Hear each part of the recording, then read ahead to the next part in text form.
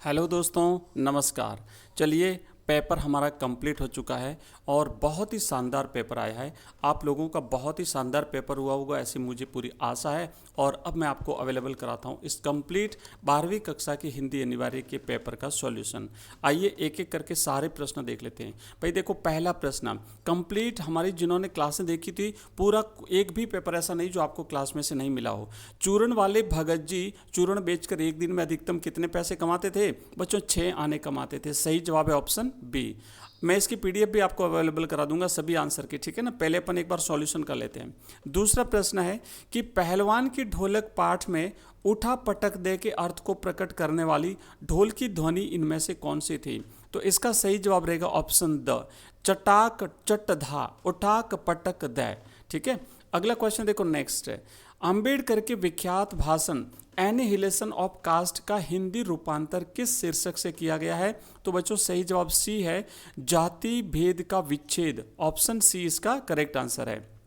Next प्रश्न है हरिवंश राय बच्चन का काव्य दर्शन कौन सा है? तो इनका काव्य दर्शन हालावाद है। सही जवाब है ऑप्शन ब। नेक्स्ट प्रश्न है निराला की बादल राग कविता किस काव्य खंड से प्रकाशित है? तो भाई सही जवाब है ऑप्शन स, अनामिका। अगला क्वेश्चन है कि अर्ध राति गई कपि नहीं आयूं। आधी रात बीत गई लेकिन अभी तक कपि नहीं आए। कपि का मतलब यहाँ पर हनुमान जी से है। हनुमान जी संजीवनी बूटी लेने के लिए गए थे और अभी तक लौटे नहीं थे, तो सभी जो है वो चिंतित हो रहे थे क्योंकि सूर्योदय से पहले हनुमान जी का लौटना बहुत ही जरूरी था। अगला क्वेश्चन है कि भाई सिल्वर वेडिंग कहानी में बाल जति किसे कहा गया है? तो किशनदा को बाल जति कहा गया है। सही जवाब है ऑप्शन स। नेक्स्ट प्रश्न देखो, जूझ कहानी के नायक पर सर्वाधिक प्रभाव किसका पड़ा था? सौंदल गैकर गुरुजी का। एक एक प्रश्न देख लो, हर क्वेश्चन हमारा कवर हो रहा है। नेक्स्ट है कि जन संचार के किस माध्यम में सर्वाधिक ज्ञानेंद्रियां सक्रिय रहती है? भाई वैसे तो इंटरनेट सबसे सही जवाब है, और दूसरा अगर टीवी होता तो वो भी राइट होता, लेकिन यहाँ पे टीवी नहीं है, तो राइट आंसर हमारा इंटरनेट। नेट में हमारी सर्वाधिक ज्ञानेंद्रियां सक्रिय रहती हैं। नेक्स्ट प्रश्न है कि भारत में वेबसाइट पर विशुद्ध पत्रकारिता शुरू करने का श्रेय किसे जाता है? तहलका.com को जाता है। ऑप्शन अ। अगला क्वेश्चन है इनमें से पश्चिमी हिंदी की बोली कौन सी है? तो बच्चों बुंदेली जो है वो पश्चिमी हिंदी की बोली है। सही जवाब है ऑप्शन ब। नेक्स्ट प्रश्न देखो, इनमें से किस भाषा की लिपि देवनागरी है? तो हमने अच्छी तरह से आपको बताया था नेपाली की लिपि जो है वो देवनागरी है। अब देखो यहाँ पर हम करते हैं प्रश्न। पहला प्रश्न है रिक्त स्थान के शब्द शक्तियाँ कितने प्रकार की होती हैं? भाई 3 प्रकार की होती हैं शब्द शक्तियाँ। अगला क्वेश्चन है रजनीगंधा खिल गई। तो रजनीगंधा जो है वो खिलना, बिल्कुल इसका हमें मुख्य अर्थ का बोध हो रहा है, तो यहाँ पर रहेगी अभिधा शब्द शक्ति। ठीक है, राइट आंसर है अभिधा।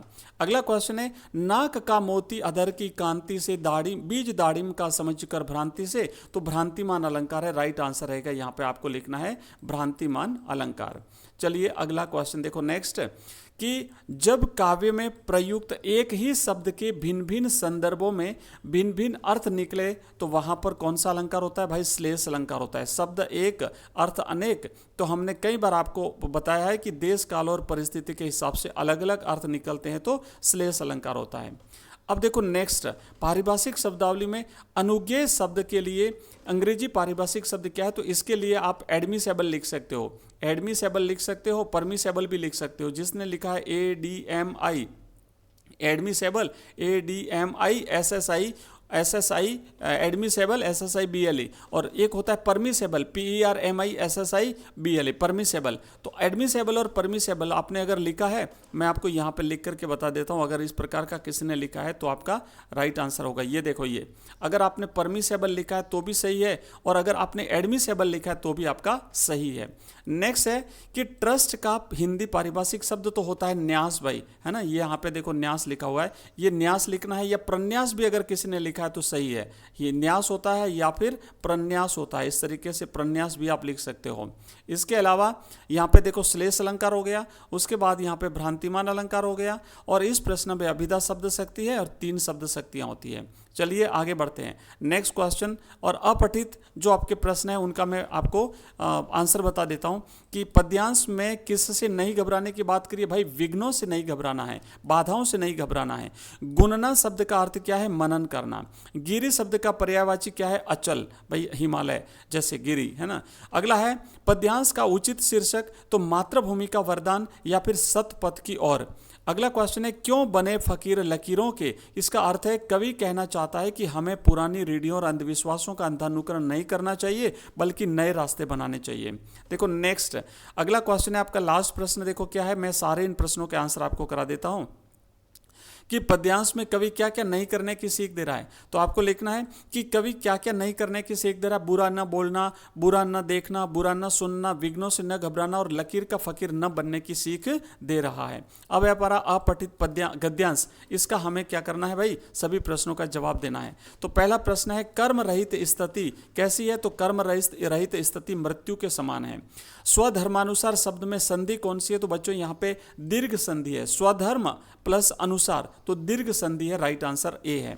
अगला क्वेश्चन है कि कौन सा मनुष्य दूसरों को भी प्रिय हो जाता है, तो सही जवाब है कि जो स्वयं से मित्रता करता है वो मनुष्य दूसरों को भी प्रिय हो जाता है। उपर्युक्त शीर्षक जो क्या है, तो आप लिख सकते हो कर्म का महत्व या फिर कर्म निष्ठा और स्वधर्म, इस प्रकार के उत्तर आपके स्वीकार्य होंगे। नेक्स्ट प्रश्न है कि मनुष्य को स्वतंत्रता होनी चाहिए। हर मनुष्य को अपने स्वभाव और योग्यता के अनुसार यानी स्वधर्मानुसार कर्म का चयन करने की स्वतंत्रता होनी चाहिए। और नेक्स्ट प्रश्न है कि स्वयं से मित्रता निभाने की कसौटी यानी अपनी योग्यता और स्वभाव के अनुकूल कर्म को पवित्र और स्वार्थ भाव से करना ही स्वयं से मित्रता निभाना है। तो ये आपने प्रश्न, अब देखो जो अति लघुत्रात्मक प्रश्न है इनका आंसर भी मैं आपको बता देता हूँ, कंप्लीट सॉल्यूशन आपको अवेलेबल करा देता हूँ।